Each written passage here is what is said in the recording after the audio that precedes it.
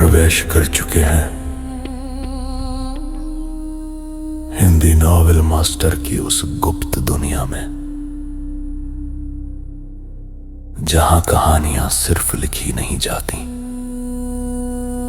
जाग उठती है। यहां हर छाया के पीछे एक रहस्य छिपा है, हर कदम पर एक अनसुनी फुसफुसाहट, और हर कहानी आपको उस अंधेरे दरवाजे तक ले जाती है जिसे खोलने की हिम्मत हर किसी में नहीं होती। डिस्क्लेमर: इस संसार के सभी पात्र, घटनाएं और स्थान कल्पना के धुएं से जन्मे हैं। इनका किसी वास्तविक व्यक्ति, संस्था या घटना से कोई संबंध नहीं है। यदि कोई समानता लगे तो याद रखिए, संयोग भी कभी कभी कहानी का हिस्सा बन जाता है। ये सामग्री केवल मनोरंजन और कल्पनाओं की रहस्यमयी यात्रा के लिए है। अध्याय 60। तुम्हें सेठी परिवार को अपना सहारा नहीं बनाना चाहिए था। अपनी औकात से बाहर, विक्रम ने ठिठुर कर कहा, बिल्कुल भी न डरते हुए। उसने एक तरफ कदम बढ़ाया, बड़ी तलवार को चूकने दिया और पीछे से हाथ बढ़ाकर विरोधी की बांह पकड़ ली। कड़क, जोरदार मोड़ के साथ हड्डी तुरंत टूट गई। पूरी बांह रस्सी की तरह मुड़ गई, खून जोरों से बहने लगा। धड़ाम के साथ बड़ी तलवार भी जमीन पर गिर गई। मेरे साथ चलो। विक्रम ने जोरावर भट्टी को दबोचा और रणवीर रायचंद के पास ले जाकर खड़ा कर दिया। घुटनों के बल बैठो। एक लात मारते ही जोरावर भट्टी के घुटने ढीले पड़ गए और वह धम्म से रणवीर रायचंद के सामने घुटनों पर बैठ गया। हरामजादे, अभी मुझे छोड़ो, इसकी जुबान बहुत गंदी है। विक्रम, इसकी सफाई कर दो, रणवीर रायचंद ने कहा। समझ गया। विक्रम ने सिर हिलाया और अपना बड़ा हाथ जोर से झुलाया। थप्पड़। उस थप्पड़ के साथ दांत खून में डूबकर उड़ गए। मैं तो जोरावर भट्टी हूँ, अगर मुझ पर हाथ उठाया तो तुम्हारा खात्मा पक्का। जोरावर भट्टी ने खून उगलते हुए दहाड़ा। अभी भी साफ नहीं हुई। फिर विक्रम ने हाथ उठाया। थप्पड़। एक और थप्पड़ पड़ा, जैसे कोई बड़ा पत्थर चेहरे पर दे। जोरावर भट्टी के कुछ और दांत उड़ गए, नाक की हड्डी टूट गई, चेहरा खून से लथपथ।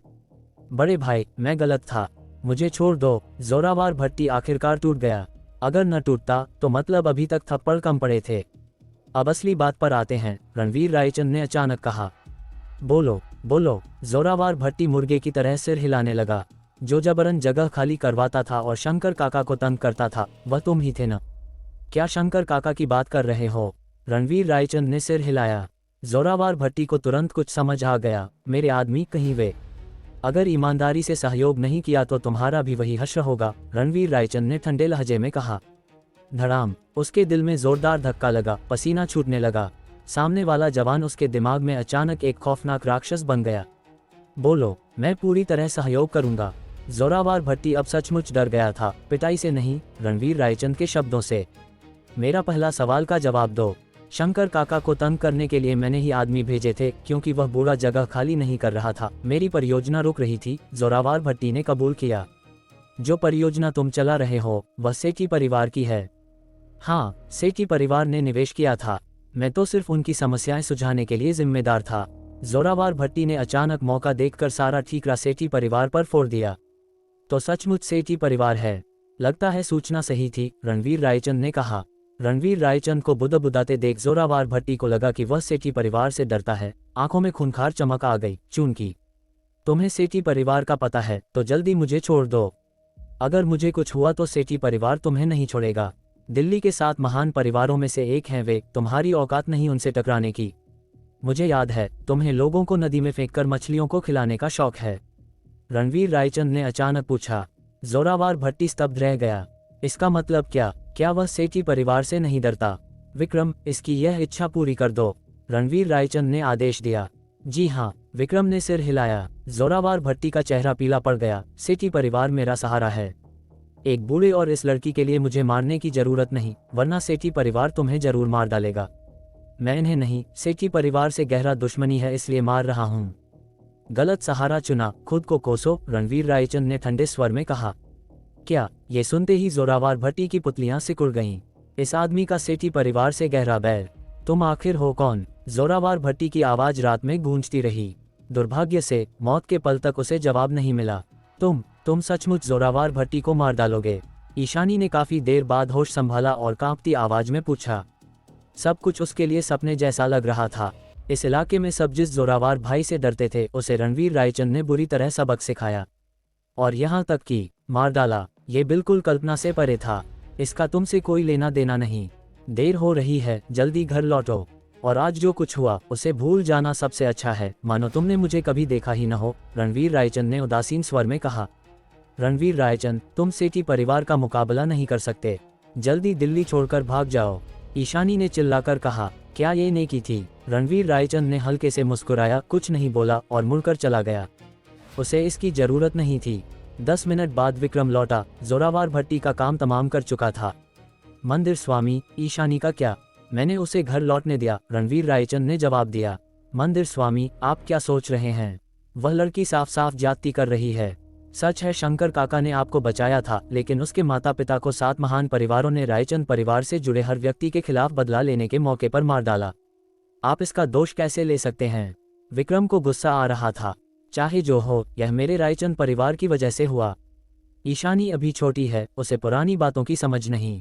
मैंने शंकर काका से वादा किया था कि उसकी देखभाल करूंगा, बस उसकी सुरक्षा सुनिश्चित करनी है, रणवीर रायचंद ने शांत स्वर में कहा। फिर कुछ आदमियों को चुपके से ईशानी की रक्षा के लिए लगा दिया। हालांकि विक्रम को गुस्सा था, लेकिन मंदिर स्वामी के आदेश के खिलाफ कुछ कहने की हिम्मत नहीं हुई। शाम करीब 9 बजे रणवीर रायचंद होटल लौटा, जहां अनन्या शर्मा रूही को पढ़ा रही थी। रणवीर, पापा। रणवीर रायचंद को लौटते देख माँ बेटी दोनों दौड़कर आई, बहुत खुश लग रही थी। इतनी देर तक कहाँ थे? इतनी रात तक व्यस्त रहे? अनन्या शर्मा ने चिंता भरी आवाज में पूछा। एक पुराने परिचित से मिला था, रणवीर रायचंद ने मुस्कुराते हुए कहा। अनन्या शर्मा ने उन्हें ऊपर से नीचे तक ध्यान से देखा। ये पक्का करने के बाद कि रणवीर सुरक्षित हैं, तब जाकर राहत की सांस ली।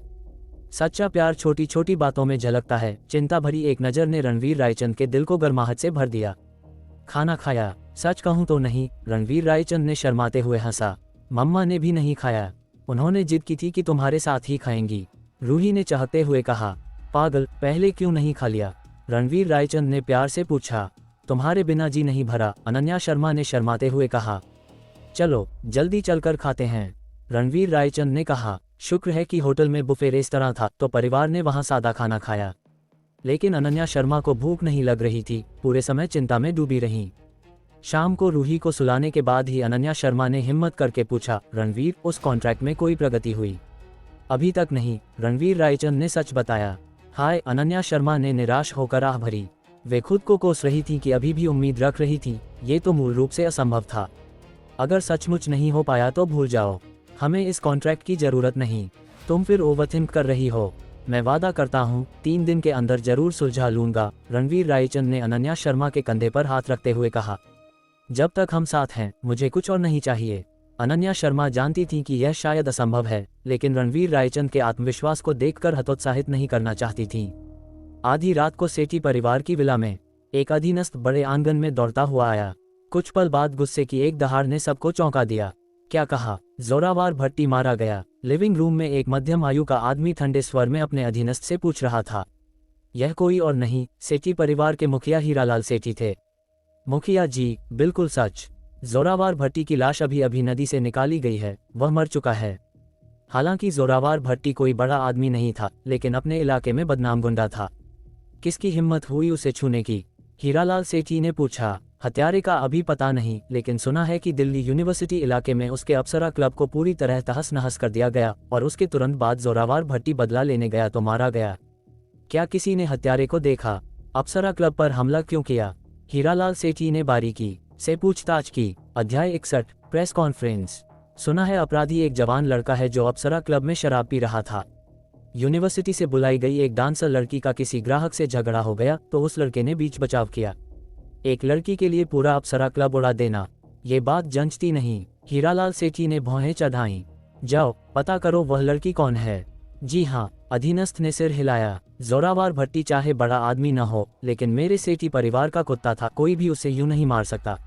हीरालाल सेठी ने ठंडे स्वर में कहा। आदमी तेज थे, 10 मिनट भी नहीं बीते की खबर लेकर लौट आए। मुखिया जी, लड़की की पहचान पता चल गई। ईशानी, दिल्ली यूनिवर्सिटी के आर्ट डिपार्टमेंट की फ्रेशर और शंकर काका की जैविक पोती। शंकर काका की पोती। हीरालाल सेठी की आंखें सिकुड़ गईं। 6 साल पहले 7 महान परिवारों ने मिलकर रायचंद परिवार को जलाकर रातों रात इतिहास से मिटा दिया था। कोई जिंदा नहीं बचा होगा, लेकिन एक बच निकला था। रायचंद परिवार का छोटा युवा रणवीर रायचंद। जांच में पता चला था कि शंकर काका ने मदद की थी, लेकिन बूढ़े ने मुंह नहीं खोला। पैर तोड़ दिए, आंखें फोड़ दी, फिर भी एक शब्द नहीं निकला। वह बूढ़ा तो मरने की कगार पर है, फिर भी उसकी पोती के लिए कोई जवान आया, अप्सरा क्लब उड़ा दिया और जोरावर भाई को मार डाला। क्या उसका रायचंद परिवार के बचे हुए व्यक्ति से कोई रिश्ता है?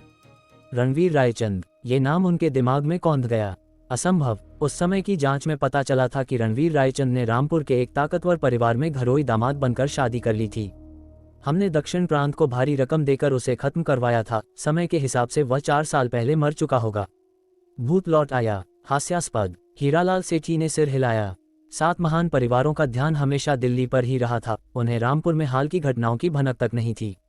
दक्षिण प्रांत के नवग्रह सदनों का खात्मा पूरी तरह सील कर दिया गया था, उन्हें भी अंधेरे में रखा गया था।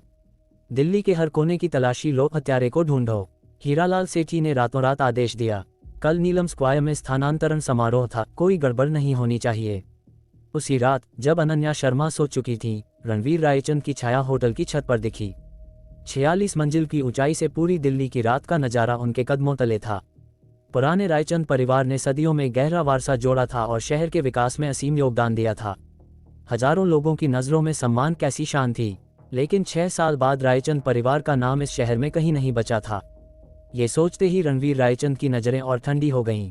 धाम स्वामी। विक्रम प्रकट हुआ और धीरे से बोला, बोलो। रणवीर रायचंद को विक्रम के आने का पहले से पता था। विक्रम ने मन ही मन जीभ चटकाई। धाम स्वामी की संवेदना वाकई डरावनी थी। रायचंद परिवार के खात्मे के बाद मैंने हर संपत्ति के हस्तांतरण और 7 महान परिवारों की वर्तमान व्यावसायिक स्थिति का संकलन किया है। उसने HR कागजों का ढेर सौंपा। हर पन्ना पलटते ही रणवीर रायचंद के आसपास की ठंडक और बढ़ती गई। आखिरी पन्ना पलटते तक पूरी छत सर्दियों की रात जैसी हो गई। जैसा सोचा था, रायचंद परिवार के सफाई के बाद हर कारोबार 7 महान परिवारों ने बांट लिया था। पीढ़ियों की सदियों की मेहनत से बनाया साम्राज्य दूसरों के लिए दुल्हन बन गया। कई संपत्तियां तो आग बेची कीमत पर बेच दी गईं। वे रायचंद परिवार की मुख्य संपत्तियां थीं, जिन्हें रणवीर रायचंद के पिता रघुवीर रायचंद सबसे ज्यादा प्यार करते थे। खासकर जनकल्याण से जुड़े कारोबार हमेशा घाटे में रहते थे, लेकिन उनका महत्व अनमोल था। 7 महान परिवारों को लाभ नहीं दिखा तो उन्हें फेंक दिया। इससे रघुवीर रायचंद की जीवन भर की मेहनत बर्बाद हो गई। नीलम स्क्वायर भी वही था, अगर अभी भी कमाई न करता तो कब का गायब हो जाता। फिर भी 6 साल बाद अब इसे भी तोड़ने की बारी थी। जिन्होंने कभी रायचंद परिवार के लिए ये संपत्तियां संभाली थीं, वे या तो 7 महान परिवारों के गुलाम बन गए या दुखद मौत मरे। ईशानी के माता पिता भी उनमें थे। शंकर काका पर शक न होता तो भी मौत तय थी। 7 महान परिवारों के तरीके बेहद क्रूर थे। इसके विपरीत 7 महान परिवारों के कारोबार अब पूरे दिल्ली पर छाए हुए थे। कोई लाभकारी काम हो तो उनकी छाया जरूर होती। यहाँ तक कि कुछ मशहूर सूचीबद्ध कंपनियां परत दर परत खोलो तो भी 7 महान परिवार ही दिखते। वे अब साधारण व्यापार से ऊपर उठ चुके थे, अपार पूंजी के साथ पर्दे के पीछे से शहर की आर्थिक नब्ज थामे हुए थे। 7 महान परिवारों द्वारा बनाया पूंजी साम्राज्य पूरे पूर्व देश में फैल चुका था। रणवीर रायचंद को आखिरकार समझ आया कि शंकर काका इतने चिंतित क्यों थे। आज के 7 महान परिवार 6 साल पुराने नहीं रहे। अब वे सचमुच 7 विशाल पहाड़ थे जो दिल्ली पर जमा थे, जिन्हें कोई हिला नहीं सकता। लेकिन अफसोस मेरे सामने तुम हो, रणवीर रायचंद। चाहे 7 पहाड़ हो या 7 आकाश, मैं सबको चूर चूर कर दूंगा। उनसे हत्यारी आभा की बाढ़ सी छूट पड़ी, जो 9 आकाशों को हिला गई।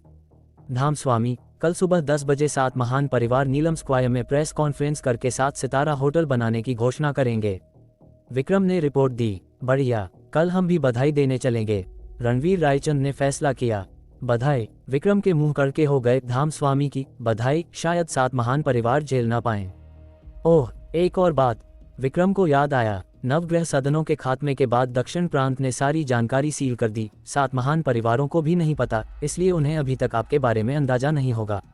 और भी अच्छा, कल मैं अचानक प्रकट होकर 7 महान परिवारों को खुश कर दूंगा। रणवीर रायचंद के होंठों पर शैतानी मुस्कान तैर गई। विक्रम कांप गया। धाम स्वामी की मुस्कान बिल्कुल खून खून जलाने वाली थी। उसे नहीं पता था कि 7 महान परिवारों का क्या हश्र होगा, लेकिन एक बात पक्की थी, वे खत्म हो चुके। रात शांत बीती। जोरावर भट्टी की मौत ने खासा हंगामा मचाया। स्थानीय लोग हैरान तो हुए, लेकिन तालियां भी बजाईं। जोरावर भट्टी झगड़ालू और दबंग था, उसने अनगिनत अत्याचार किए थे। आखिरकार किसी ने उसे सबक सिखाया। आसमान ने आंखें खोल दीं। लेकिन जोरावर भट्टी की मौत की लहरें उस दूसरी घटना के सामने फीकी पड़ गईं।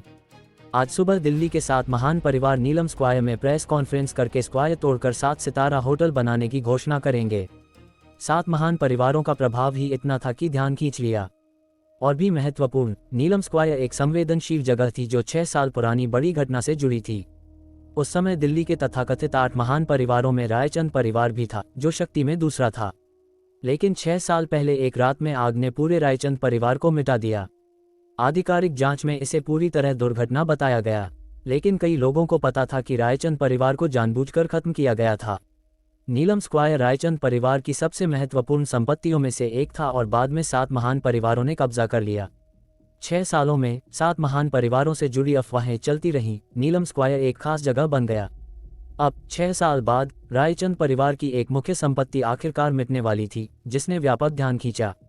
नीलम स्क्वायर एक बार तोड़ा गया तो दिल्ली में रायचंद परिवार का आखिरी निशान भी हमेशा के लिए मिट जाएगा। अध्याय 62, अतुलनीय शान। क्या वह आ गया?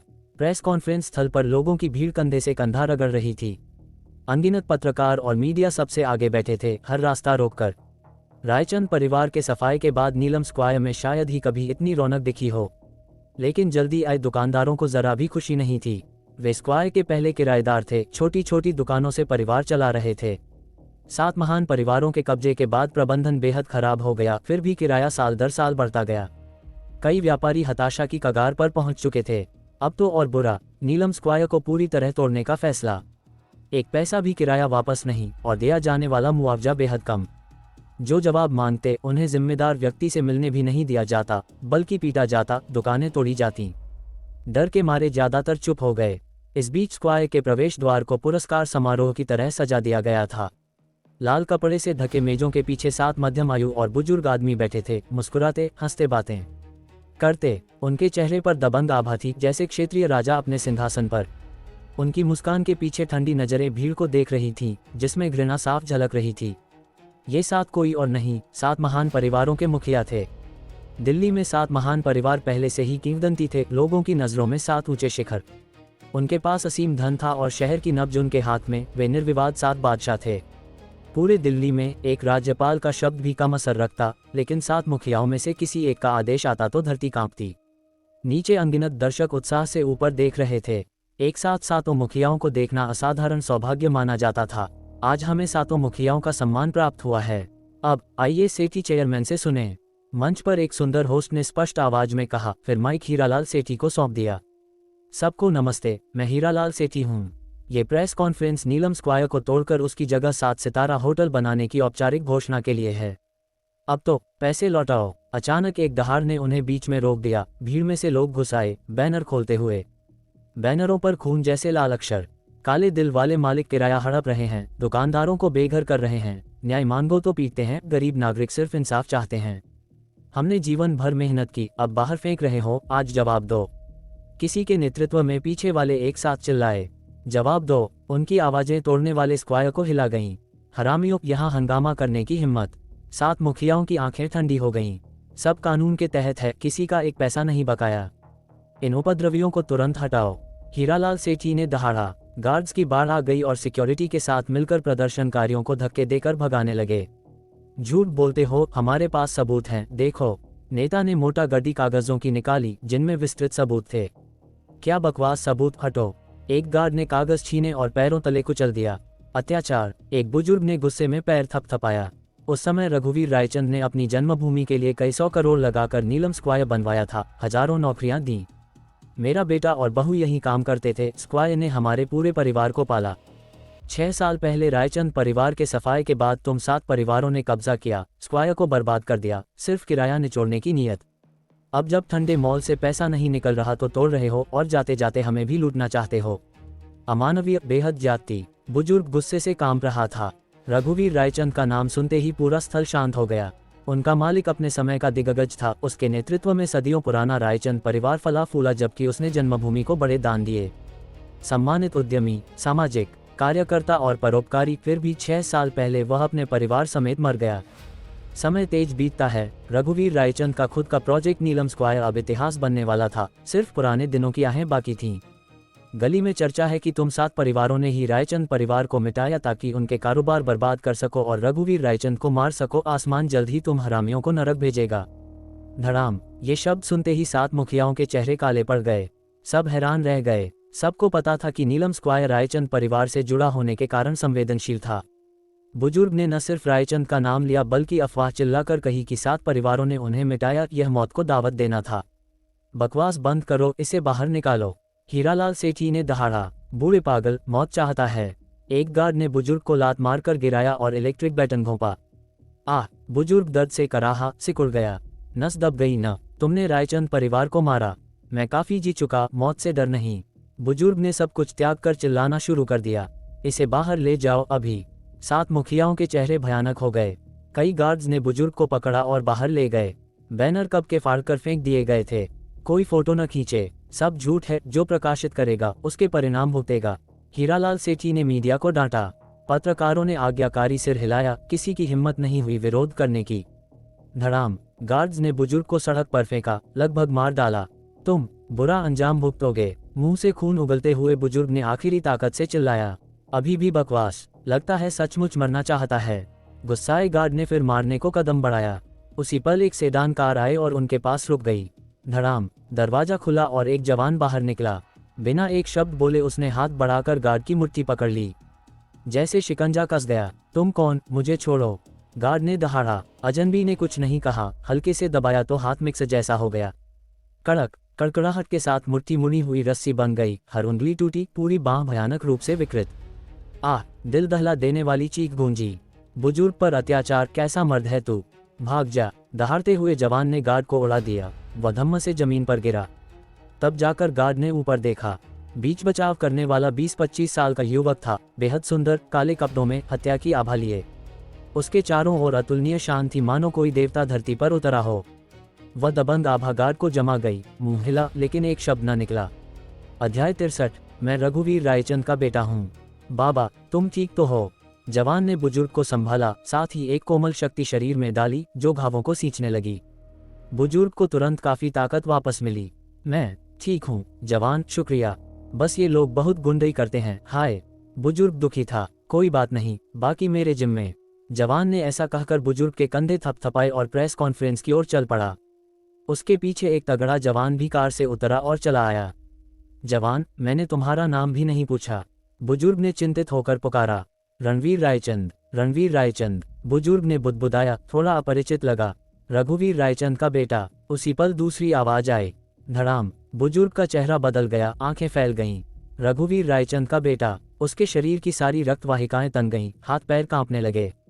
रायचंद परिवार के वंशज बते हैं। आसमान ने आंखें खोल दी। गलत। उसे अचानक होश आया। युवा स्वामी रायचंद, तुम नहीं जा सकते। 7 महान परिवार तुम्हें मार डालेंगे। बाबा, चिंता मत करो, देखो पीछे क्या है। विक्रम ने इशारा किया। बुजुर्ग ने मुड़कर देखा तो काले कपड़ों वाली लोगों की काली भीड़ आती दिखी, गड़गड़ाहट के साथ, जैसे हजारों सैनिक और घोड़े, भयानक आभा लिए। एक पल को बुजुर्ग को लगा जैसे वह युद्ध क्षेत्र में आ गया हो। सांस रुकने को हुई। ये युवा स्वामी रायचंद के अधीनस्थ। विक्रम ने मुस्कुराकर कहा, मुड़ा और रणवीर रायचंद के पीछे चला गया। उसी समय दिल्ली गश्ती कार्यालय। एक आपात आदेश उच्च कार्यालय में भेजा गया। गश्ती प्रमुख, बड़ी घटना हो गई। दिल्ली में अचानक अज्ञात काले कपड़ों वाले लोग प्रकट हो गए। काले कपड़ों वाले लोगों में क्या अजीब है? गश्ती प्रमुख को कुछ खास नहीं लगा। कुल संख्या कम से कम 1 लाख, एक जैसे कपड़े, भयानक हत्या की आभा। क्या? गश्ती प्रमुख चौंके, पानी का घूंट मुंह में ही रह गया। इन लोगों की पहचान क्या है और कहाँ हैं? पहचान अज्ञात। नीलम स्क्वायर में 7 महान परिवार आज नीलम स्क्वायर में प्रेस कॉन्फ्रेंस कर रहे हैं। कुछ बड़ा होने वाला है। गश्ती प्रमुख को तुरंत गड़बड़ लगी। जल्दी इन लोगों की पृष्ठभूमि जांचो। जैसे ही गश्ती कार्यालय ने कार्रवाई शुरू की, एक गोपनीय संदेश दिल्ली सैन्य मुख्यालय को भेजा गया। रुद्रधाम के लोग दिल्ली में प्रकट हो गए हैं। उनके मामलों में पूर्ण सहयोग करो, कोई गलती नहीं होनी चाहिए। ये संदेश सीधे उच्च स्तर से था, पूर्व देश के रिश्तों को भी नजरअंदाज करते हुए। दिल्ली सैन्य क्षेत्र के कमांडर डर गए। रुद्रधाम का नाम कौन नहीं जानता? एक दिन में 10 देश नष्ट करके विश्व में नाम कमाया। आर्यावर्त का नागरिक होने के नाते उनके लिए सर्वोच्च सम्मान है। रुद्र सेना ही है जो 4 समुद्रों पर गरजती है और सबको डराती है। सेना में इसका सर्वोच्च सम्मान है। सैनिक होने के नाते कौन रुद्रधाम की प्रशंसा नहीं करता। यह एक तलवार टीम है और उसकी तलवार अजेय है। रुद्रधाम के स्वामी देवता जैसे हैं जिन्होंने अनगिनत किंवदंतियां छोड़ी, विश्व में पूजे जाते हैं। आधा महीना पहले अंदरूनी खबर थी कि रुद्रधाम ने अचानक कार्रवाई की और पूर्व देश में मामले सुलझाने आया, जिसने विश्व का ध्यान खींचा। पूर्व देश के उच्च अधिकारियों ने पहले ही आदेश जारी किया था कि यह आर्यावर्त की इच्छा है, रुद्रधाम जहां भी मामले सुलझाए, जरूरत पड़े तो पूर्ण सहयोग करो। उम्मीद नहीं थी कि वे दिल्ली आएंगे। दिल्ली सैन्य क्षेत्र के कमांडर शेरगिल हैरान होने के साथ साथ उत्साहित थे। दिल्ली सेना आदेश मानो, रुद्रधाम दिल्ली में है, सभी कर्मी पूर्ण सहयोग करें। एक आदेश से सेना में उबाल आ गया। रुद्रधाम के 3 शब्द ही लोगों के दिल हिला देते हैं। इस समय नीलम स्क्वायर पर रणवीर रायचंद का आगमन पहले तो ज्यादा ध्यान नहीं खींच सका, लेकिन जैसे ही उन्होंने अपनी पहचान बताई, सब स्तब्ध रह गए। रघुवीर रायचंद का बेटा, ये 5 शब्द ही राक्षसी लहर पैदा करने के लिए काफी थे। जैसे बिजली गिरी हो, दुनिया हिल गई। रायचंद परिवार विलुप्त नहीं हुआ, वंशज जिंदा हैं। परिवार का इकलौता बेटा, नाम रणवीर रायचंद। झट झट झट अनगिनत नजरें रणवीर रायचंद पर टिक गईं, चर्चा होने लगी। भीड़ अपने आप रास्ता बनाने लगी, जैसे किसी बड़े नायक का स्वागत कर रही हो। रणवीर रायचंद जिंदा है। 7 महान परिवारों के मुखिया चौंक गए। वे जानते थे कि उस समय रणवीर रायचंद बच निकला था, रायचंद परिवार का इकलौता बचा हुआ। लेकिन 4 साल पहले उन्होंने भारी रकम खर्च करके दक्षिण प्रांत से उसे पूरी तरह खत्म करवाया था। फिर भी जिंदा कैसे? क्या हो रहा है? रायचंद परिवार खत्म हो चुका, कोई नहीं बचा। तुम इतनी हिम्मत करते हो रायचंद वंशज बनने की जुर्रत, गिरफ्तार करो इसे। हीरालाल सेठी ने तुरंत आदेश दिया और सिक्योरिटी गार्ड्स की टुकड़ी रणवीर रायचंद की ओर दौड़ी। रणवीर रायचंद ने बड़ा पैर उठाकर जमीन पर जोर से ठोका। कड़क कड़क कड़क, फर्श तुरंत चटक गया और शक्तिशाली आभा बाहर छूट पड़ी। सभी सिक्योरिटी गार्ड्स जोरदार धक्का खाकर उड़ गए। धड़ाम धड़ाम धड़ाम, पलक झपकते 20 से ज्यादा सिक्योरिटी गार्ड्स दर्द से जमीन पर लौटने लगे। 6 साल बाद जो लड़का शर्मिंदगी से भागा था, वह अब अतुलनीय रुद्र बन चुका था। दिल्ली में उसका आगमन कौन रोक सकता है? पुराने दोस्त फिर मिले। 7 चाचा लोग मुझे नहीं पहचानते, रणवीर रायचंद ने उदासीन स्वर में कहा, लगातार आगे बढ़ते हुए।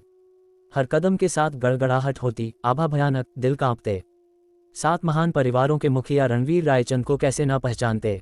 रायचंद परिवार के नष्ट होने से पहले 8 महान परिवारों के लोग अक्सर साथ दिना करते थे। 6 साल बाद भी रणवीर रायचंद की प्रकृति बहुत बदल गई हो, लेकिन पहचान में आता था। ये रघुवीर रायचंद का युवा स्वामी था। क्योंकि उन्हें अपराध बोध था, डर था कि रणवीर रायचंद आएगा और परेशानी करेगा, इसलिए तुरंत गिरफ्तार करना चाहते थे। उम्मीद नहीं थी कि यह लड़का इतना ताकतवर होगा कि एक साथ इतने सिक्योरिटी गार्ड्स उड़ा देगा। सुना है तुमने नीलम स्क्वायर पर कब्जा कर लिया है और आज इसे तोड़कर 7 सितारा होटल बनाने की घोषणा कर रहे हो। रणवीर रायचंद लगातार आगे बढ़ते रहे, गड़गड़ाहट जारी। पीछे हटो। आसपास के लोग डर गए, क्योंकि रणवीर रायचंद के चलने की जगह का फर्श चटक रहा था, जैसे कोई टैंक कुचल रहा हो। बहुत डरावना। एक आदमी की ताकत इतनी कैसे हो सकती है? 7 महान परिवारों के मुखियाओं को अचानक सर्वोच्च दबाव महसूस हुआ। वे अनमने होकर घबराने लगे। उनकी ओर आता हुआ कोई इंसान नहीं लग रहा था, बल्कि प्रागैतिहासिक जंगली जानवर, आधुनिक विमानवाहक पोत। रणवीर रायचंद, क्या बकवास है? रायचंद परिवार में ऐसा कोई नहीं। साइड सिक्योरिटी कहाँ है? जल्दी और लोग भेजो इसे पकड़ने को, एक मुखिया ने चिल्लाया। डरना, ये शब्द 7 महान परिवारों के मुखियाओं के दिमाग में नहीं था। दिल्ली में ऊंचे खड़े अतुलनीय बादशाह जैसे, यहाँ तक कि स्थानीय उच्च अधिकारी भी जुटते हैं। वे किससे डरे हैं? सिर्फ इस लड़के पर। अभी भी विद्रोह करना चाहता है? पहले पकड़ो, फिर मारने का तरीका ढूंढो, आसान।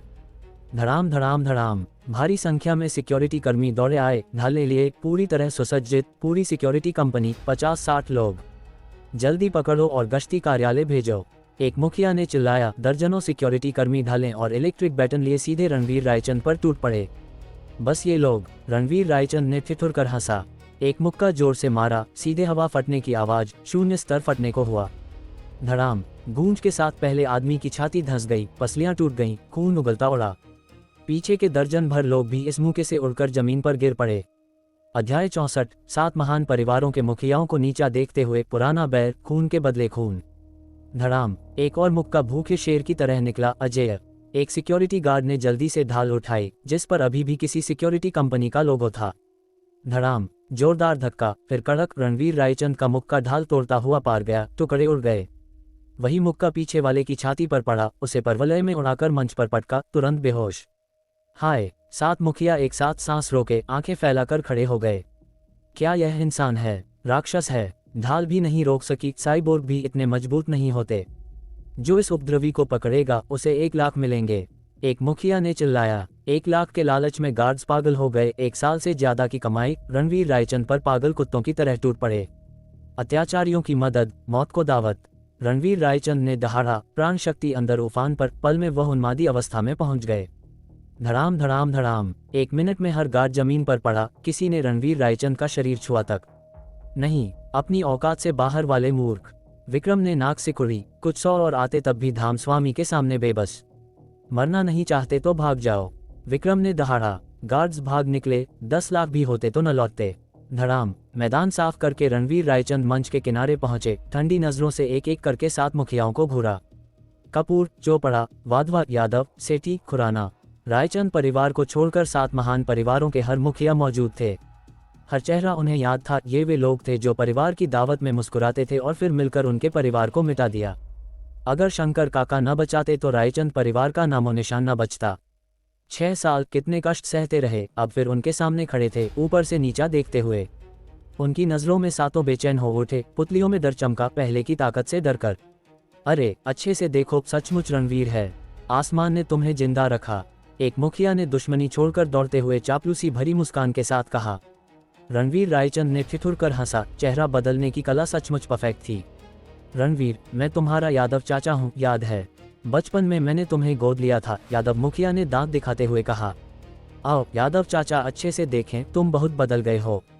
रणवीर रायचंद ने मानो लिया, हाथ उठाया। थप्पड़, एक थप्पड़ से वह उड़ गया, जमीन पर गिरा, कई दांत हवा में घूमते हुए, मुंह खून से भरा। चाचा, तुम इस लायक हो। रणवीर रायचंद, तुम ये क्या कर रहे हो? यादव मुखिया ने आखिरकार असली रंग दिखाया। बस एक सरप्राइज दे रहा हूं ताकि तुम्हें पता चले मैं जिंदा हूं, रणवीर रायचंद ने ठंडे स्वर में कहा। जिंदा रहना अच्छा है, तुम्हारी वंशावली चली। हम तुम्हारे पिता के पुराने दोस्त बहुत खुश हैं, खुराना मुखिया ने कहा।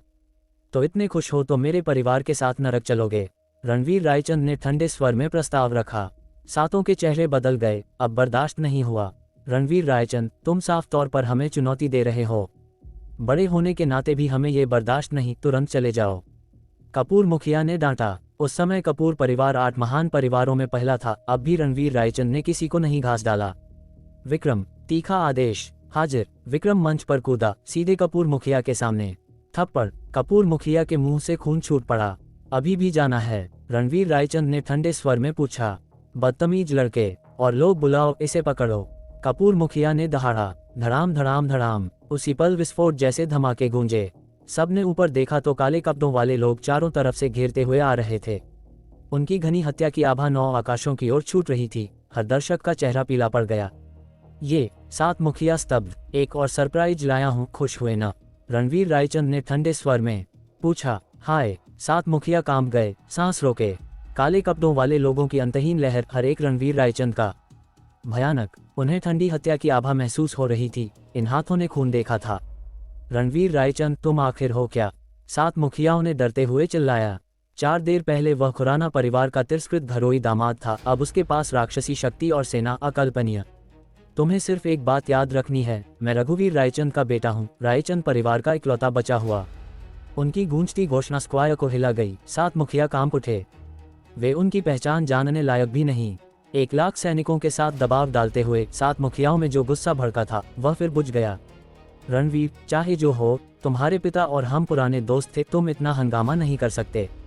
पुराने दोस्त? रणवीर रायचंद ने उपहास से हंसे। 6 साल पहले तुम 7 परिवारों ने मिलकर मेरे रायचंद परिवार को मिटाया। हमारी सदियों पुरानी संपत्ति रातों रात राख हो गई और मैं अकेला शर्मिंदगी से भाग निकला। मुझे ढूंढने के लिए तुमने शंकर काका को पकड़ा, उनके पैर तोड़े, आंखें फोड़ी, उनके बेटे बहू को मारा। इन 6 सालों में तुमने कितनों को बर्बाद किया। रायचंद से जुड़ा हर व्यक्ति दुखद अंत को पहुंचा, और अब तुम मेरे पिता के पुराने दोस्त होने का दावा करते हो। उनके शब्दों ने भीड़ को स्तब्ध कर दिया। जहां पहले सिर्फ अफवाहें थीं, अब सच सामने था। तो रायचंद परिवार को सचमुच 7 परिवारों ने मिटाया और इतने मासूमों को नुकसान पहुंचाया, कितने क्रूर। स्क्वायर में गुस्से की लहर दौड़ गई। 7 मुखियाओं के चेहरे लाल पीले होते रहे। रणवीर रायचंद, अपनी झूठी बातें बंद करो। सबूत के बिना तुम्हें कीमत चुकानी पड़ेगी। मैं सबूत पेश करने नहीं आया, बस सूचित करने आया हूँ कि 6 सालों में तुमने जो खून के कर्ज जोड़े हैं, अब मैं लौट आया हूँ तो सब चुकता होगा। और आज तुम्हें नहीं मारूंगा। इसे चेतावनी समझो। नीलम स्क्वायर मेरे पिता की जीवन भर की मेहनत था, कोई इसे छुएगा नहीं। रणवीर रायचंद ने ठंडे स्वर में घोषणा की। 7 मुखियाओं को खुलेआम चेतावनी, कई को लगा पागलपन है। 7 मुखिया गुस्से से उबल पड़े। कब किसी जवान ने उन्हें उपदेश देने की हिम्मत की थी? रणवीर रायचंद, चून की तुमने रहम नहीं दिखाया, हमें दोष मत दो। अकेले तुम हमारा क्या बिगाड़ लोगे? इन काले कपड़ों वाले अधीनस्थों पर भरोसा। सुनो, ये दिल्ली है, अब 7 परिवारों का राज है। एक आवाज में गश्ती कार्यालय तुम सबको उठा ले जाएगा। हीरालाल सेठी ने ठंडे स्वर में धमकी दी। मेरे आदमियों को गिरफ्तार करोगे? रणवीर रायचंद ने अचानक मुस्कुराकर कहा। करके दिखाओ, कोशिश करके देखो। अध्याय 65। सब तरफ खलबली मच गई। बदतमीजी की भी हद होती है। हीरालाल सेठी ने मौके पर ही फोन निकाला। इंस्पेक्टर केदार, मैं हीरालाल सेठी बोल रहा हूँ। नीलम स्क्वायर पर कोई उपद्रव मचा रहा है, अपने आदमियों को तुरंत भेजो। जितने भी हो सकते हैं उतने लेकर आओ। हीरालाल ने जोर देकर कहा, फिर कॉल काट दी। हम रणवीर रायचंद, पुलिस विभाग के लोग आ रहे हैं, बस इंतजार करो। 7 महान परिवारों की बेइज्जती करना और यहाँ झगड़ा शुरू करना, इन इल्जामों में ही तुम्हें घसीटा जाएगा। बदबूदार लड़के, मेरे मुंह पर थप्पड़ मारने की हिम्मत की, घुटनों के बल बैठकर माफी मांग। यादव परिवार के मुखिया ने गुस्से से चीखा। मुंह के कोने से अभी भी खून बह रहा था। 7 महान परिवारों में से एक के हेल्म्समैन, दिल्ली में निर्विवाद बादशाह और पूरे पूर्व देश में मशहूर नाम, फिर भी आज सार्वजनिक रूप से थप्पड़ खाया। बर्दाश्त से बाहर। थप्पड़। यादव मुखिया की बात पूरी हुई ही थी कि विक्रम आगे बढ़ा और एक जोरदार थप्पड़ जड़ दिया, उसे उड़ाकर दूर पटक दिया। खुशकिस्मत समझो कि मैं तुम्हें घुटने टेकने को नहीं कह रहा और तुम अभी भी भौंकने की हिम्मत कर रहे हो। ठीक है, भागो मत, पुलिस विभाग आएगा तो पछताओगे। यादव मुखिया ने दहाड़ लगाए। बाकी परिवारों के मुखिया भी उतने ही ठंडे थे। ये रणवीर रायचंद बहुत घमंडी है, जल्दी ही इसका अंजाम देखेगा। तमाशाइन लोग दंग रह गए। 7 मुखियाओं को पुलिस बुलवाने पर मजबूर करना, ऐसा तो कभी सुना ही नहीं था। यंग मास्टर रणवीर, यहाँ से निकल जाओ, किसी ने चिंता में चिल्लाया। पुलिस आएगी तो रणवीर खत्म, अपने सारे आदमियों के साथ भी पुलिस विभाग के खिलाफ बगावत नहीं कर सकता।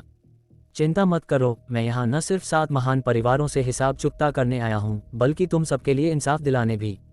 रणवीर रायचंद ने घोषणा की। तालियों की गड़गड़ाहट गूंज उठी, चेहरे श्रद्धा से भर गए। 7 मुखिया खून की आग हो गए। अभी रणवीर को मौके पर ही मार डालने को जी चाहता था। 10-15 मिनट बाद कई गाड़ियां लाइटें जलाते हुए घटनास्थल पर पहुंची।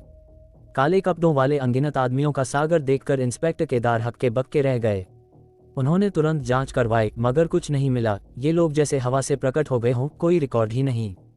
जो भी हो, ये दिल्ली है। इंस्पेक्टर केदार ने गहरी सांस ली और अपनी टुकड़ी लेकर अंदर घुसे। रास्ता खाली करो, पुलिस विभाग आ रहा है। 7 परिवारों के मुखियाओं के चेहरे खिल उठे। साहिबान, क्या हुआ? इंस्पेक्टर केदार ने पूछा। तुम जानते हो, हम यहाँ प्रेस कॉन्फ्रेंस कर रहे थे, तब ये गुंडा आया, कई लोगों को घायल किया और भीड़ लेकर हमें धमकाने लगा, इसे तुरंत गिरफ्तार करो। 7 ने उसे घेर लिया, इल्जामों की बौछार कर दी। रणवीर रायचंद उन्हें जोकरों की तरह देख रहा था। बेहुदा हरकत, इसे हथकड़ी लगाओ और जांच के लिए ले जाओ। इंस्पेक्टर केदार ने हुक्म दिया। पुलिस वाले रणवीर की तरफ बढ़े। रुको, विक्रम ने दहाड़ लगाए। क्या तुम जानते भी हो कि ये कौन है? फिर भी हाथ डालने की हिम्मत? मुझे परवाह नहीं कौन है, अगर उपद्रव कर रहा है तो मेरे साथ चलेगा, इंस्पेक्टर केदार ने फटकारा। अपनी औकात भूल गए, विक्रम ने हंसते हुए कहा। उनकी पहचान बताने ही वाला था कि अचानक कई ट्रक दहाड़ते हुए आए, सैनिकों से भरे हुए। उनकी वर्दी देखकर इंस्पेक्टर केदार हड़बड़ा गए। दिल्ली सेना, ये यहाँ क्यों? 7 मुखिया पल भर में चकित हुए, फिर मुस्कुरा दिए। इंस्पेक्टर केदार, तुमने सेना को अलर्ट किया, बहुत शुक्रिया। केदार असहज हो गए, उन्होंने नहीं किया था, शायद ऊपर वालों ने खुद नोटिस कर लिया। 7 महान परिवारों का रसूख सचमुच डरावना है। धड़ाम से पहले ट्रक का दरवाजा खुला और एक तगड़ा, कंधों पर स्टार वाला आदमी उतरा। कमांडर शेरगिल, दिल्ली सेना के गवर्नर जनरल। उन्होंने उन सख्त चेहरों वाले काले सायों के सागर पर नजर डाली, आंखों में आग भड़क उठी। तो ये थी वो मशहूर रुद्र सेना, सचमुच भयानक। बिना कुछ बोले वे प्रेस एरिया की तरफ दौड़े, बेचैन। अगर रुद्रधाम के हॉल मास्टर को यहाँ कुछ हुआ तो उनकी नौकरी खत्म। जनरल शेरगिल, हम संभाल लेंगे, पुलिस विभाग को सौंप दो, इंस्पेक्टर केदार ने विनम्रता से कहा। मेरे पैर, रास्ते से हटो, कमांडर शेरगिल ने गर्जना की। केदार दंग रह गए, ये क्या हो रहा है? तमाशाइन लोग मुंह बाए देखते रह गए। क्या जनरल शेरगिल 7 परिवारों के लिए नहीं आए? फिर इंस्पेक्टर केदार को क्यों डांट रहे हैं? बताए, कौन है हॉल मास्टर? कमांडर शेरगिल ने सावधानी से पूछा। आखिरकार कोई समझदार मिला। विक्रम ने गुर्राया, रणवीर की तरफ इशारा किया। ये इतने जवान। कमांडर शेरगिल ने तेज सांस ली। रुद्रधाम के हॉल मास्टर की अफवाहें बहुत थीं। उन्होंने सोचा था कोई बीच उम्र का कमांडर होगा लाखों सैनिकों का, न कि ये हैंडसम नौजवान। ये सिर्फ साबित करता था कि हॉल मास्टर और भी ज्यादा खतरनाक हैं। बिना देर किए वे एक घुटने पर झुके। दिल्ली सेना के governor general Shergill, hall master को सलाम। हॉल मास्टर को सलाम। उनके सैनिकों ने एक साथ गरजा, आवाज आसमान हिला देने वाली। हर चेहरे पर श्रद्धा थी। रैंक और नाम में रुद्रधाम जीता जागता किंवदंती था। सब स्तब्ध रह गए। पहले पुलिस रणवीर को पकड़ने आए, अब दिल्ली सेना पूरी टुकड़ी लेकर सिर्फ सलाम करने आई। आखिर चल क्या रहा है? पुलिस विभाग और सातों मुखिया भी उतने ही हक्के बक्के। जनरल शेरगिल, क्या आपने गलत व्यक्ति समझ लिया? इंस्पेक्टर केदार ने कांपती आवाज में पूछा। चुप रहो, क्या तुम्हें पता भी है ये कौन है? कमांडर शेरगिल ने डांटा। रुद्रधाम के हॉल मास्टर का अपमान पागलपन है। ये कौन है? केदार डरते हुए बोले, डर की कहीं कोई बड़ा आदमी तो नहीं उकसा दिया? ये है। कमांडर शेरगिल शुरू ही करने वाले थे कि रणवीर ने हाथ उठाया। मैं निजी काम से यहाँ हूँ, तुम्हारा कोई लेना देना नहीं। समझ गया। कमांडर शेरगिल ने तेजी से सिर हिलाया, कुछ और नहीं बोले और एक तरफ खड़े हो गए। रणवीर ने सातों परिवार मुखियाओं की तरफ मुड़ा और कोई चाल। उनके चेहरे सफेद पड़ गए। खुद गवर्नर जनरल रणवीर के सामने घुटने टेक रहे हैं। पुलिस हिल भी नहीं रही। वे क्या कर सकते हैं? अगर बस इतना ही है तो मैं साफ साफ कहता हूँ। रणवीर ने इशारा किया। विक्रम आगे बढ़ा और एक कॉन्ट्रैक्ट निकाला। मेरे हाथ में तुम्हारा यशवर्धन परिवार के साथ नीलम स्क्वायर का संयुक्त प्रोजेक्ट है। 2 दिन के अंदर पूरी 50 करोड़ की राशि चुकाओ और 10 गुना ब्याज, कुल 550 करोड़। सातों मुखिया आंखें फाड़े देखते रह गए। 50 करोड़ चुकाना और 10 गुना ब्याज, पागलपन। इसके अलावा 2 दिन के अंदर तुम्हारे सातों कुल के हर सदस्य रायचंद परिवार के सभी दिवंगत सदस्यों के लिए स्मृति उद्यान बनवाएं, हर मीडिया को बुलाएं और कब्रों के सामने घुटने टेक कर अपने सारे गुनाह कबूल करें। रणवीर की बात खत्म हुई तो सातों मुखियाओं के चेहरे फिर बदल गए। अध्याय 66। आसमान छूती पहचान। जनमत फैलता जा रहा। वो खुद अपने कुल वालों को लेकर रायचंद परिवार के दिवंगतों के लिए कब्रिस्तान बनवाएगा। सारे रिपोर्टर और मीडिया को मौजूद रहना होगा। फिर कब्रों के सामने घुटने टेक कर अपने सारे अपराध कबूल करने होंगे। लाइव स्ट्रीम में अपने सारे गुनाह उगलने होंगे। अगर सचमुच ऐसा किया तो 7 महान परिवार पूरी तरह बर्बाद हो जाएंगे। तुम मना भी कर सकते हो और खुद सारे नतीजे भुगत सकते हो। ये कहकर रणवीर मुड़कर चला गया। क्या 7 महान परिवार, क्या पुलिस विभाग, क्या दिल्ली सेना? रणवीर रायचंद की नजरों में सब हवा थे। 7 महान परिवारों के मुखियाओं ने एक दूसरे की तरफ देखा। कब उनकी पीठ पसीने से तर हो गई। हॉल मास्टर, कमांडर शेरगिल ने जल्दी से पुकारा। शब्द गले में अटक गए। विक्रम ने उन्हें रोका और कान में एक वाक्य फुसफुसाया। रुद्रधाम के मामले हैं, कोई दखल दिया तो? विक्रम के होंठ हिले। कमांडर शेरगिल का चेहरा सफेद पड़ गया। बिना आवाज वाले शब्द थे, मौत। पल भर में उनके रोंगटे खड़े हो गए। रणवीर के जाने के बाद लाखों की रुद्र सेना ज्वार की तरह पीछे हट गई। अनुशासन देखते ही बनता था। कमांडर शेरगिल के लाए सैनिक दंग रह गए। जैसी उम्मीद थी दुनिया हिला देने वाली रुद्र सेना से उनका कोई मुकाबला नहीं। गवर्नर जनरल शेरगिल, आखिर वो कौन है? इंस्पेक्टर केदार ने हार नहीं मानी। उनकी पहचान टॉप सीक्रेट है, तुम्हें पूछने का हक नहीं। अपने काम से काम रखो। मेरी सलाह है 7 महान परिवारों की कीचड़ में मत पैर डालो, वरना। कमांडर शेरगिल अपने आदमियों के साथ चले गए, वाक्य अधूरा छोड़कर। तुम्हें शुभकामनाएं। इंस्पेक्टर केदार ने 7 महान परिवारों के मुखियाओं से सिर हिलाया। 7 महान परिवारों के मुखिया कैसे मान लें? इंस्पेक्टर केदार, उस लड़के की ऐसी क्या पहचान है कि तुम सब इतना डरते हो? मुझे जानने का हक नहीं, लेकिन खुद गवर्नर जनरल शेरगिल ने सलाम किया। उसकी पहचान शायद आसमान छूती हो।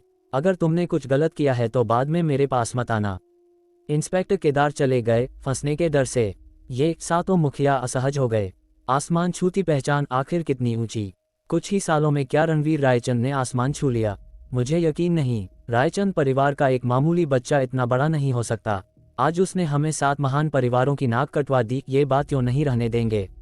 एक मुखिया ने दहाड़ लगाए। तो नीलम स्क्वायर का क्या? तोड़ते रहो, वरना हंसी का पात्र बन जाएंगे।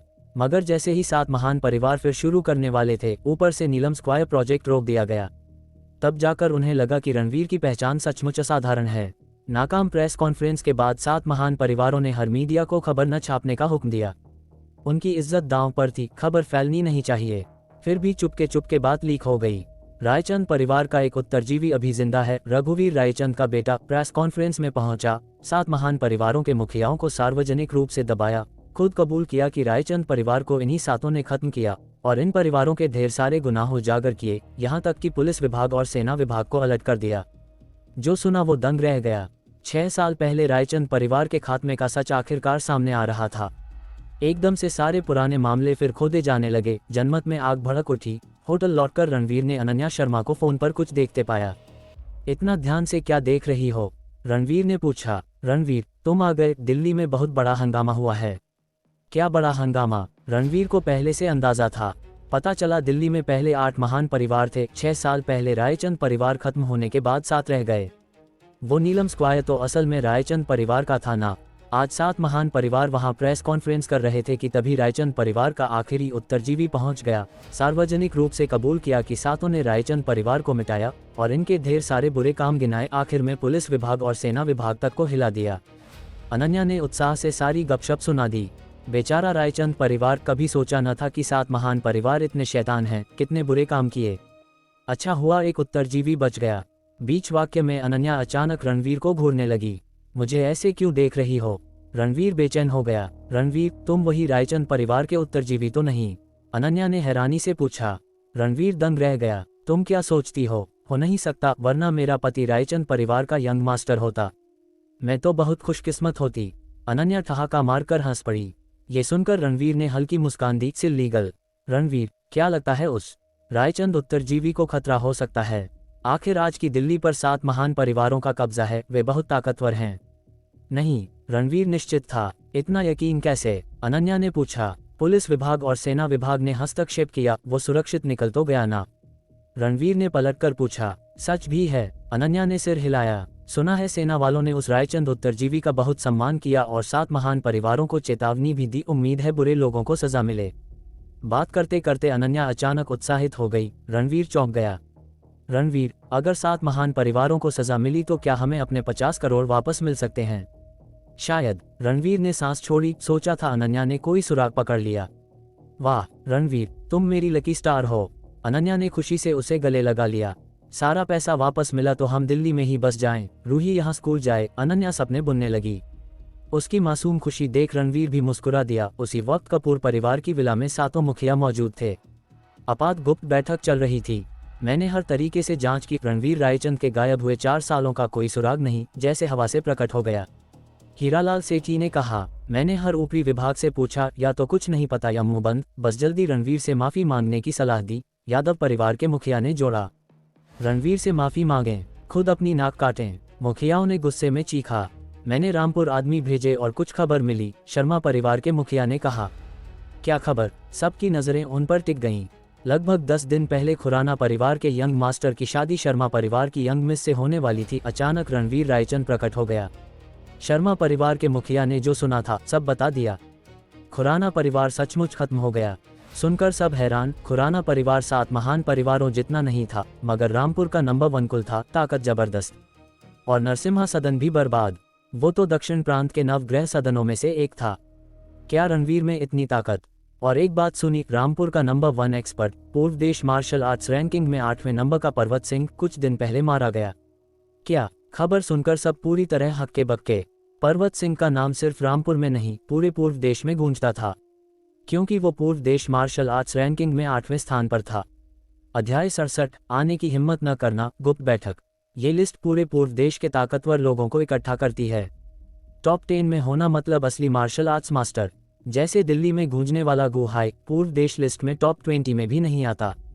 वो बस 30 के आसपास रैंक करता है। टॉप 10 में जो भी आता है वो असाधारण होता है। नरसिम्हा सदन का खात्मा और पर्वत सिंह की हत्या का रणवीर रायचंद की जांच से क्या लेना देना? हीरालाल सेठी ने पूछा। खुराना परिवार का सेकंड लीडर नरसिम्हा सदन का वाइस हॉल मास्टर था और नरसिम्हा सदन का हॉल मास्टर शेर सिंह पर्वत सिंह का बंद शिष्य था। समझे क्या मतलब? शर्मा परिवार के मुखिया ने गंभीर स्वर में कहा। हाय, सबने सांस खींची। अगर खुराना परिवार रणवीर ने खत्म किया तो संबंधित पक्ष के रूप में नरसिम्हा सदन, पर्वत सिंह, सब रणवीर ने अकेले ही साफ कर दिया। सब अनुमान है, खुद को डराओ मत। मुझे यकीन नहीं रणवीर में इतनी ताकत है, कपूर परिवार के मुखिया फाल्गुनी कपूर ने कहा। 7 महान परिवारों में सबसे मजबूत कपूर परिवार का मुखिया, 60 साल से दबदबा बनाए हुए और सबसे प्रतिष्ठित। खैर, रणवीर मरा नहीं है। दक्षिण प्रांत ने काम ठीक से नहीं किया। दक्षिण प्रांत के लॉर्ड बलवंत सिंघानिया को आने को सूचित किया। फाल्गुनी कपूर ने पूछा। अभी अभी सूचित किया, बलवंत सिंघानिया ने कहा। आने में असुविधा है, हीरालाल सेठी ने कहा। बकवास असुविधा, सारी जिम्मेदारी दक्षिण प्रांत की है, मैं खुद फोन करता हूँ, फाल्गुनी कपूर ने ठंडे स्वर में कहा। तुरंत फोन उठाया। बीप बीप टिल्ड, कॉल तुरंत कनेक्ट हो गई। बलवंत सिंघानिया, क्या मतलब? उस वक्त हमने 5 करोड़ दिए थे तुम्हारे दक्षिण प्रांत को रणवीर को खत्म करने को, मगर वो बच्चा मरा ही नहीं। हमने तुम्हें बुलाया और तुमने कहा असुविधा है। मुझे जवाब दो, कपूर परिवार के मुखिया, मुझे नहीं पता रणवीर कैसे नहीं मरा। खैर, मैं अभी वहां नहीं आ सकता। असुविधा नहीं है, हिम्मत नहीं है, बलवंत सिंघानिया ने फोन पर गरजा। हिम्मत नहीं? 7 महान परिवारों के मुखिया दंग रह गए। ये बलवंत सिंघानिया थे, दक्षिण प्रांत के लॉर्ड, पूर्व देश की नंबर 1 ताकत के हेल्म्समैन, फिर भी घर से निकलने की हिम्मत नहीं। मुझे लगता है तुम्हारे दक्षिण प्रांत ने मिशन पूरा नहीं किया और मुआवजे के डर से आने से डर रहे होना, फाल्गुनी कपूर ने ठंडे स्वर में कहा। फाल्गुनी कपूर, सच कहूं तो वो थोड़ा मुआवजा कुछ नहीं। मैं न आने की वजह ये नहीं कि डर है, बल्कि मेरे दक्षिण प्रांत के सारे नवग्रह सदन तबाह हो गए और मेरा बेटा युवराज भी मारा गया। बलवंत सिंघानिया की गरज के बाद 7 महान परिवारों के मुखियाओं के चेहरे पूरी तरह बदल गए। नवग्रह सदन सब तबाह, उनका बेटा भी मारा गया। अविश्वसनीय। बलवंत सिंघानिया, तुम मजाक कर रहे हो क्या? फाल्गुनी कपूर को बिल्कुल यकीन नहीं आया। मजाक करने का टाइम नहीं है। मेरा बेटा रणवीर के हाथों मारा गया, मेरे दक्षिण प्रांत के द्वादश छाया रक्षक भी सब खत्म। नवग्रह सदनों का खात्मा, मुझे शक है रणवीर ने ही किया, मगर सबूत नहीं। सब तुम्हारी वजह से। अगर तुम उस वक्त मेरे पास ना आए होते तो ये नहीं होता। मैं तुम्हें ढूंढने भी नहीं आ रहा, फिर तुम्हारी हिम्मत कैसे हुई मुझे ढूंढने की? सुना है रणवीर दिल्ली पहुंच गया है। तुम खुद संभालो, मैं अभी जीना चाहता हूँ, मुझे मत फंसाओ। Beep beep tilde, Balwant Singhania ने गरज कर फोन काट दिया।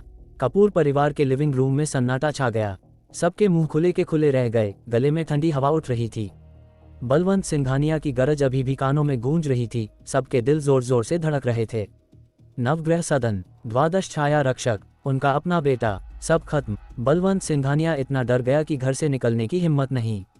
इनमें से हर घटना हैरान करने वाली नहीं तो क्या थी, और सब रणवीर से जुड़ा। लोग हैरान न हो तो क्या करें। काफी देर बाद सबने गहरी सांस ली, गले सूखे लग रहे थे। पानी के गिलास उठाकर घूंट पर घूंट पिए, आखिरकार दिल का डर दबा पाए। ओल्ड कपूर, अब क्या करें? सबकी आवाज में अब डर झलकने लगा। बलवंत सिंघानिया झूठ नहीं बोल रहे थे। जरूरी नहीं रणवीर ने ही किया हो, मगर वो बच्चा साधारण नहीं है। हमने पहले ही रायचंद परिवार खत्म कर दिया, पीछे हटना मुमकिन नहीं। बस रणवीर को खत्म करना होगा। फाल्गुनी कपूर ने सिगार का कश लेकर कहा।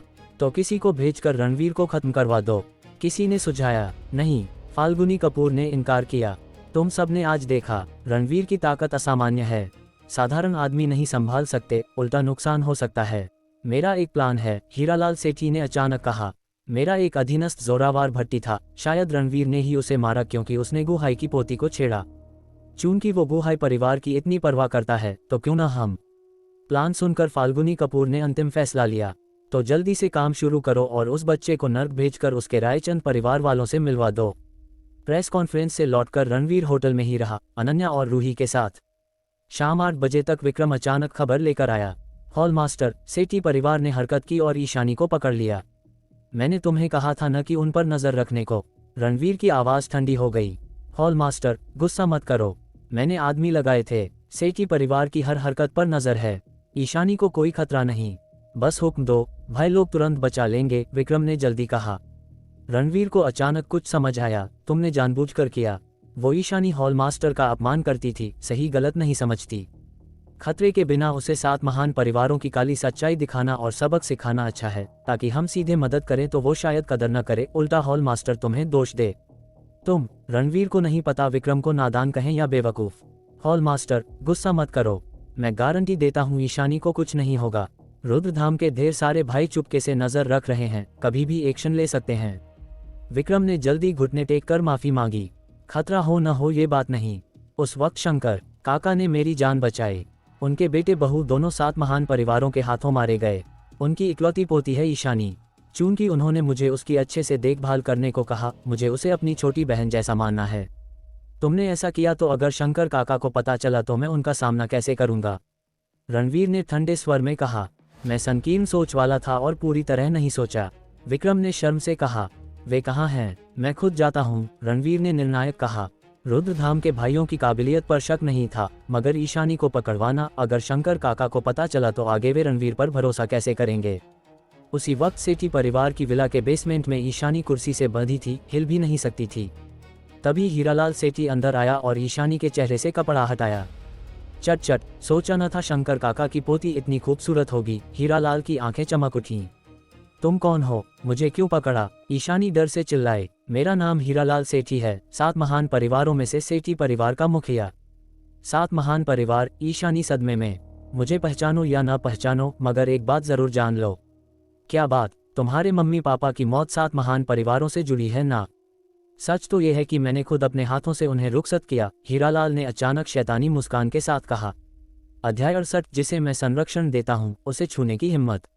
ईशानी का चेहरा पल भर में काला पड़ गया। वो हीरालाल को घूरने लगी, आंखें गुस्से से लाल।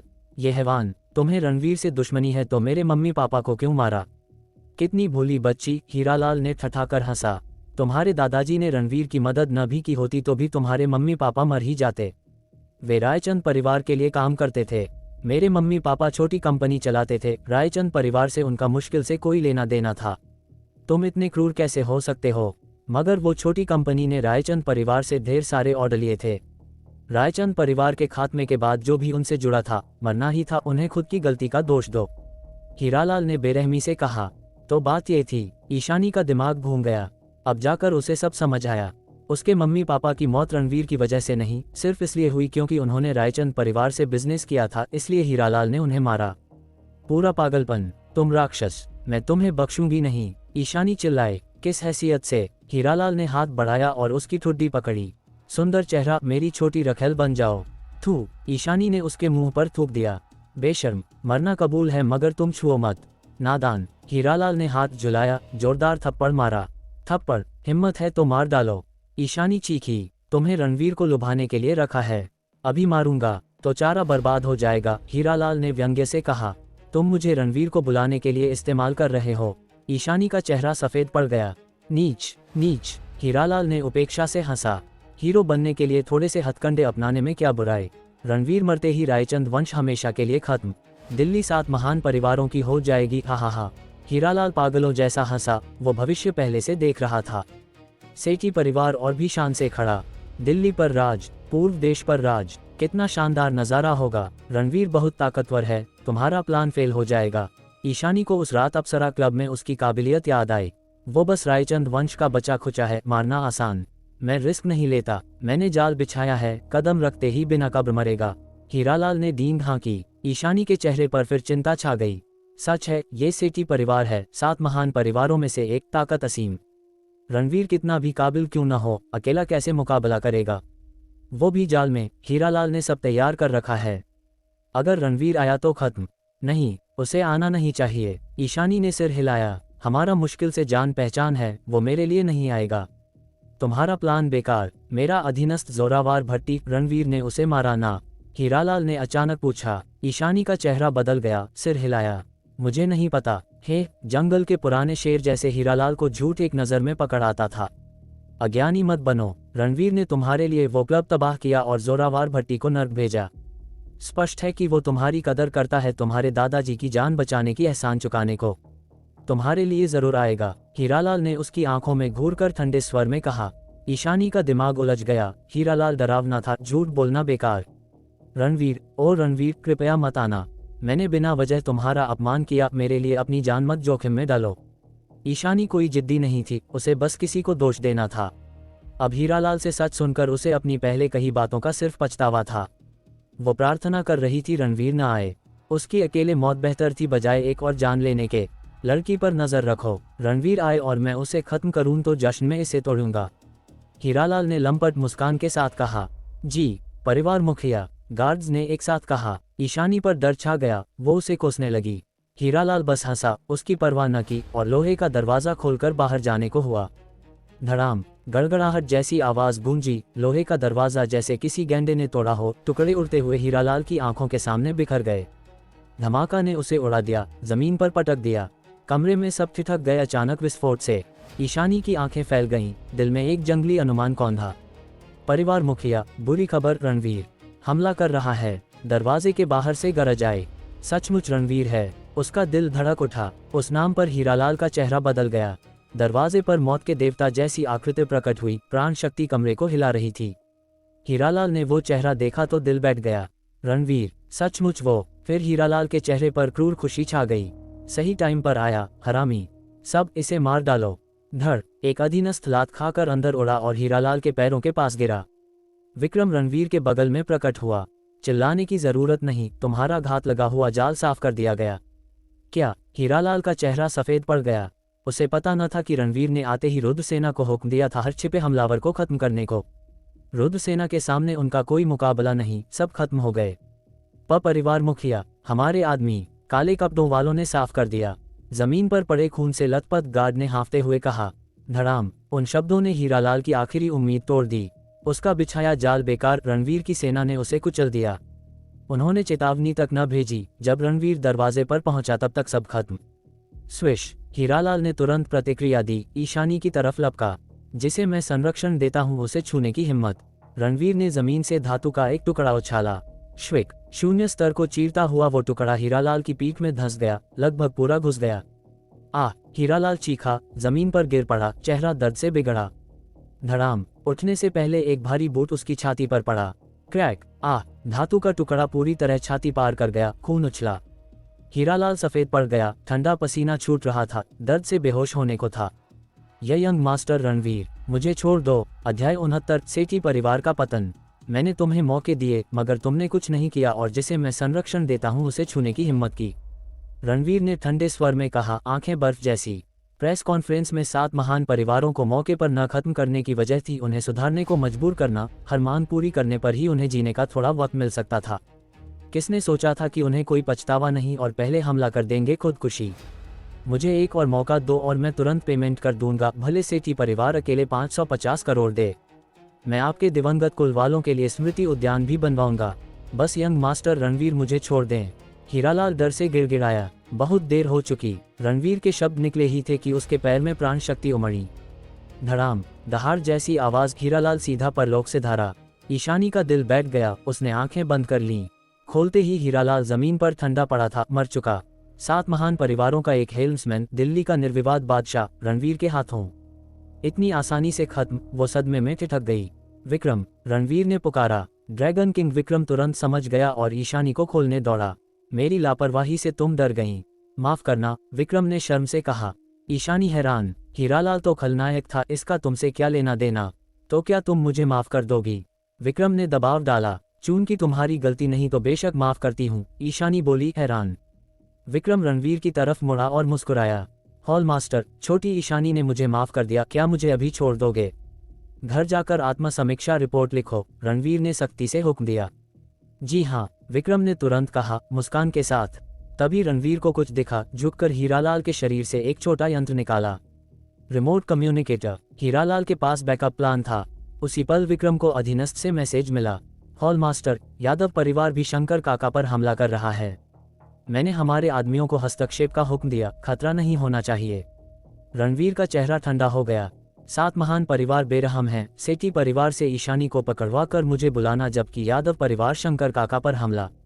2 तरफा जाल। अफसोस बेकार गया। उसके बिना भी रुद्रसेना हीरालाल को नाकाम कर देती और ईशानी सुरक्षित रहती। वो सिर्फ इसलिए आया क्योंकि दिल को सुकून नहीं था।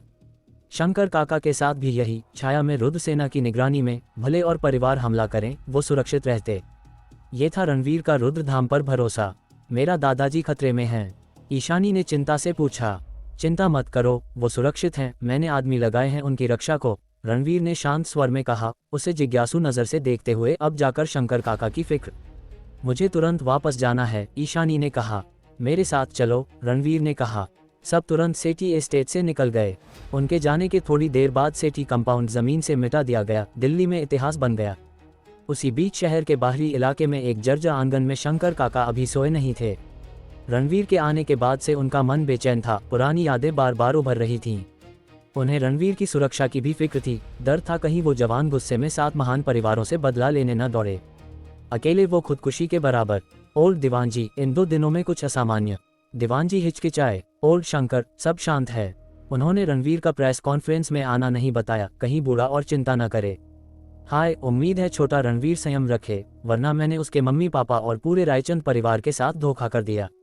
अगर उस वक्त रायचंद परिवार ने मेरी मदद न की होती तो मैं मर चुका होता, शंकर काका बड़बड़ाने लगे। ओल्ड शंकर, मुझे लगता है यंग मास्टर रणवीर अब असाधारण है, दीवानजी ने सोचा। क्यों ऐसा लगता है? पिछली बार गुंडों को उसने भगा दिया, साबित हुआ ताकतवर है। फिर तुम्हारा इलाज किया और तुम बहुत बेहतर हो गए, शायद महान वैद्य भी हैं। लड़ाई तो मैंने नहीं देखी, मगर इलाज के बाद सचमुच बेहतर लग रहा हूँ, शंकर काका हैरान।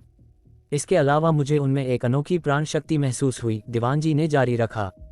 कैसी प्राण शक्ति? जैसे आठों दिशाएं जीतने वाली, आसमान के नीचे अजेय, जैसे उनकी नजरों में 7 महान परिवार पलक झपकते मिट सकते हैं, दीवानजी ने गंभीरता से कहा, अभी भी रणवीर की उस भयानक उपस्थिति से हिल हुए जब उसने अतीत बताया था।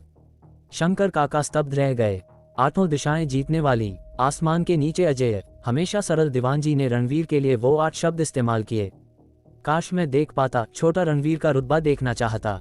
मुझे यकीन है यंग मास्टर रणवीर तुम्हें ठीक कर देंगे, ओल्ड शंकर, दीवानजी ने उम्मीद से कहा। बातें करते हुए बाहर अंधेरे गेट पर कई गाड़ियां आईं। वे यादव परिवार के आदमी थे, हुक्म मिलते ही हरकत में। मगर जैसे ही अंदर कदम रखा, अनगिनत काले साए छिपे से निकले, भूत जैसे उनकी कतारों में घुसे। पफ्ट पफ्ट पफ्ट, पल भर में दबे स्वरों की बौछार। जब साए रुके तो हर यादव गुंडा जमीन पर पड़ा था, गले पर पतली लाल लकीर। तुरंत मौत, चीख तक न निकली। मिनटों बाद घटना का कोई निशान नहीं, जैसे कुछ हुआ ही न हो। थोड़ी देर बाद एक गाड़ी आए और कई लोग उतरे, रणवीर और बाकी। एक काले कपड़ों वाला आदमी तुरंत प्रकट हुआ, एक घुटने पर झुका और रिपोर्ट किया, हॉल मास्टर को सलाम, ड्रैगन किंग विक्रम को सलाम। दुश्मन साफ कर दिए गए, शंकर काका सुरक्षित हैं। अच्छा, नजर रखते रहो, रणवीर ने सिर हिलाया। जी। काला आदमी शून्य स्तर में गायब हो गया। ईशानी आंखें फाड़े देखती रही, ये लोग कौन हैं? बहुत ताकतवर लग रहे हैं। रणवीर ने समय देखा, अभी 9 भी नहीं बजे, शंकर काका से मिलने में देर नहीं। ईशानी पहले आंगन में घुसी। दीवान जी, मेहमान आए हैं, शंकर काका ने पूछा। ईशानी है, वापस आई है, दीवान जी ने कहा। ईशानी वापस? शंकर काका खुश हो गए, लड़की कितने दिनों से नहीं आई थी। दादाजी, आप ठीक तो हैं? ईशानी ने चिंता से पूछा। बिल्कुल ठीक, एकदम ठीक, शंकर काका खुशी से बोले। मेरी गलती है जो आपसे मिलने कम आई, ईशानी ने बुदबुदाया, उनका बाजू पकड़कर। मैं जानता हूं तुम मुझसे नाराज थी, इसलिए दोष नहीं देता, शंकर काका ने प्यार से कहा। दादाजी, मैं अब नाराज नहीं, पहले सच नहीं समझती थी, अब सब पता है, ईशानी ने समझाया। ईशानी, तुम? शंकर काका चौंके। सब भाई रणवीर की वजह से, ईशानी ने कहा, हल्की लाली चेहरे पर, संबोधन बदलते हुए। अध्याय 70, कत्ल जारी। छोटा रणवीर, वो भी यहाँ है? शंकर काका ने पूछा। शंकर काका, मैं यहीं हूँ, रणवीर ने मुस्कुराकर कहा। तू हरामी, आया और आवाज भी न दी, शंकर काका ने डांटा। तुम दोनों की बातें चल रही थीं, डिस्टर्ब नहीं करना चाहता था, रणवीर ने अभी भी मुस्कुराते हुए कहा। मैं बूढ़ा भी अंधेरे में रखा गया, कब तुम ईशानी से मिले? मुझे पता ही न चला, शंकर काका ने कहा। तो रणवीर ने संक्षेप में बताया कैसे ईशानी को ढूंढा। ईशानी घबरा गई, डर की रणवीर क्लब में पार्ट टाइम जॉब का जिक्र न कर दे। सौभाग्य से रणवीर ने उस बारे में एक शब्द न कहा। ईशानी ने राहत की सांस ली और कृतज्ञ नजर से देखा। दादाजी, आपको पता नहीं भाई रणवीर कितने कमाल के हैं, उन्होंने। मैंने ईशानी को 7 महान परिवारों के सारे गंदे काम बताए, रणवीर ने बीच में काटा, ईशानी को इशारा किया कि सेठी परिवार की घटना न बताए। हाँ भाई, रणवीर ने समझाया। तो आखिरकार पता चला, 7 महान परिवारों ने न सिर्फ रायचंद परिवार खत्म किया, बल्कि उनसे जुड़े हर व्यक्ति से बदला लिया, मेरे मम्मी पापा भी शामिल। इतने अपराधों के बाद उन्हें सजा जरूर मिलेगी, ईशानी गुस्से में बोली। ईशानी, खुशी है तुम समझ गई, मगर जल्दबाजी मत करना। 7 महान परिवार बहुत ताकतवर हैं, अभी कोई मुकाबला नहीं कर सकता। राय ईशानी लगभग बोल ही गई कि भाई रणवीर कर सकते हैं, मगर बदल दिया। खैर, कोई तो 7 महान परिवारों को तबाह करेगा, जरूर, उसने दृढ़ स्वर में कहा। और छोटा रणवीर, तुम्हारी फिक्र मुझे सबसे ज्यादा है, बहुत संभल कर, डर है कहीं उन्हें पता न चल जाए कि तुम दिल्ली में हो। शंकर काका, चिंता मत करो, मैं संभलूंगा, रणवीर ने आश्वासन दिया। वे देर तक बातें करते रहे, जैसे एक बड़ा परिवार, माहौल गर्म और सुकून भरा। जाने से पहले रणवीर ने शंकर काका की फिर जांच की। पिछली बार संजीवनी विद्या से इलाज के बाद उनकी हालत बहुत बेहतर हो गई थी। 7 महान परिवार पूरी तरह खत्म होते ही उनकी आंखें ठीक करने की कोशिश कर सकता था, फिर हर्बल टॉनिक से धीरे धीरे उनकी पुरानी अंतर्शक्ति स्तर पर लौटने में मदद। जब रणवीर ने ये बताया तो शंकर काका स्तब्ध रह गए। अंतर्शक्ति स्तर पर लौटना सचमुच मुमकिन है, उन्हें उम्मीद की चिंगारी जागी। बेहतर हुआ तो मैं 7 महान परिवारों से अंत तक लड़ूंगा, शंकर काका ने गर्जा। शायद आपको मौका न मिले, रणवीर ने हंसकर कहा। हम, शंकर काका ठिठके, फिर आह भरी। सच कहते हो, शायद मैं इतना जी न पाऊं। हाय। शंकर काका से विदा लेकर काफी देर हो चुकी थी। रणवीर ने पहले ईशानी को दिल्ली यूनिवर्सिटी छोड़ने का प्लान बनाया, फिर होटल लौटना। ट्रैफिक कम था, आधे घंटे से कम में दिल्ली यूनिवर्सिटी के गेट पहुंच गए। ईशानी बार बार पीछे मुड़ी, आखिरकार हिम्मत जुटाकर बोली, भाई रणवीर, पहले मैं गलत थी, माफ करना, और पिछली बार और आज के लिए शुक्रिया। लगता है विक्रम की भोंडी चाल ने थोड़ा काम कर ही दिया। रणवीर ने मन में मुस्कुराकर सोचा, मुझे बस रणवीर कहो। भाई रणवीर, अजीब लगता है। तो क्या यंग मास्टर रणवीर कहूं? ईशानी ने सावधानी से पूछा। छोड़ो भाई, रणवीर ही ठीक है, रणवीर ने लाचार होकर कहा। ही, ईशानी ने शरारत भरी हंसी दी। भाई रणवीर, आप मुझे दादाजी को आज रात की घटना क्यों नहीं बताने दे रहे? तुम्हारे दादाजी की सेहत ठीक नहीं। 7 महान परिवार पूरी तरह साफ होने तक बूढ़े को चिंता मत दो। क्या आप सचमुच 7 महान परिवारों को मिटाने का इरादा रखते हैं? ईशानी अभी भी सदमे में थी। दिल्ली आने की मेरी सबसे बड़ी वजह यही है, रणवीर ने दृढ़ता से कहा। मैं आपकी ताकत पर यकीन करती हूँ, ईशानी ने गंभीरता से कहा।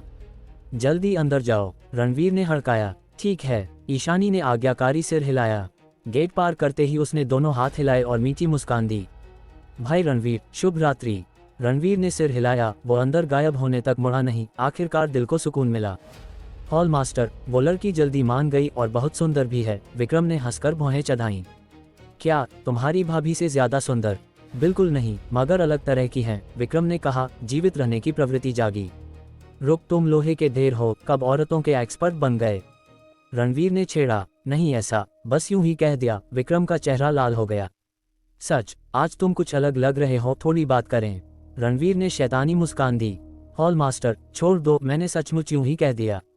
विक्रम चीखा। घर जाकर आत्मसमीक्षा लिखो। रणवीर ने उसकी गांड पर लात मारी। जी, विक्रम चिल्लाया और गाड़ी में घुस गया। ईशानी सचमुच सुंदर थी, पतली, अच्छी कद काठी, बर्फ जैसी गोरी त्वचा, आर्ट स्टूडेंट होने से धूप जैसी जीवंत प्राण शक्ति, 18 साल की उम्र में भरपूर ऊर्जा, हर मुस्कान मोहक। मगर रणवीर उसे सिर्फ छोटी बहन मानता था। उसका दिल अनन्या शर्मा का था, कोई और औरत तुलना नहीं कर सकती, न सिर्फ सुंदरता में बल्कि अनगिनत तरीकों से अपूरणीय।